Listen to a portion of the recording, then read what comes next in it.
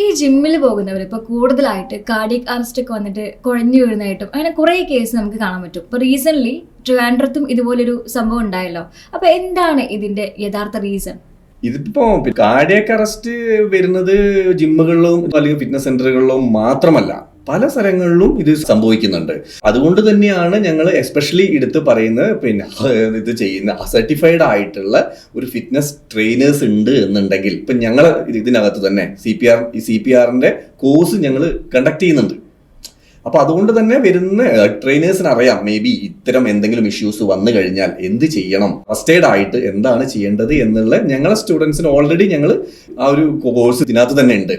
പക്ഷേ ഇത് മീൻസ് പബ്ലിക്കിലേക്ക് ഇത് എങ്ങനെ ചെയ്യണം എന്ന് ആർക്കും അറിയില്ല. അപ്പൊ CPR ആണ് ഇത്തരം ഒരു ഇഷ്യൂസ് വന്നു കഴിഞ്ഞാൽ ചെയ്യേണ്ടതെന്ന് എല്ലാവർക്കും അറിയാം, പക്ഷെ ഇത് എങ്ങനെ ചെയ്യണമെന്ന് ആർക്കും അറിയില്ല. അപ്പൊ അതിന് വേണ്ടിയിട്ടാണ് നമ്മൾ പബ്ലിക്കിന് വേണ്ടിയിട്ട് ഫ്രീ ഓഫ് കോസ്റ്റിന് എല്ലാവർക്കും, പിന്നെ സ്കൂൾസിൽ, പിന്നെ ഹോട്ടൽസിൽ, അതുപോലെ ബസ് ഡ്രൈവേഴ്സ്, അത്ര വരുന്ന ഈ പബ്ലിക് ആയിട്ട് വരുന്ന ഓട്ടോ ഡ്രൈവേഴ്സ്, എവറിത്തിങ് കോമൺ ആയിട്ട് വരുന്ന എല്ലാവർക്കും എങ്ങനെ CPR കൊടുക്കാൻ പറ്റും എന്നതിന്റെ ഒരു അവയർനെസ് ക്ലാസ് ഞങ്ങൾ ഓൾറെഡി ഇപ്പോഴും ഞങ്ങൾ ചെയ്തുകൊണ്ടിരിക്കുന്നുണ്ട്. പക്ഷെ അതൊന്ന് ഒരു ലാർജ് സ്കെയിലിലേക്ക് മാറ്റിയിട്ട് എത്ര ആളുകൾ ഉണ്ടെങ്കിലും അതിനൊരു സെക്ഷനൊക്കെ ആക്കിയിട്ട് മാറ്റേണ്ടി വരും എന്നാണ്.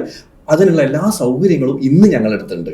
അതായത് ഞങ്ങളായിട്ട് പിന്നെ അസോസിയേറ്റ് ചെയ്യുന്ന മീൻസ് ഹോസ്പിറ്റൽസ് ഉണ്ട്, നല്ല ട്രെയിനേഴ്സ് ഉണ്ട്, ഇത് എടുത്തു കൊടുക്കാൻ പറ്റിയ ഈവൻ ഹ്യൂമൻ ഡമ്മിയൊക്കെ വെച്ചിട്ട് തന്നെ നമുക്ക് എടുക്കാം.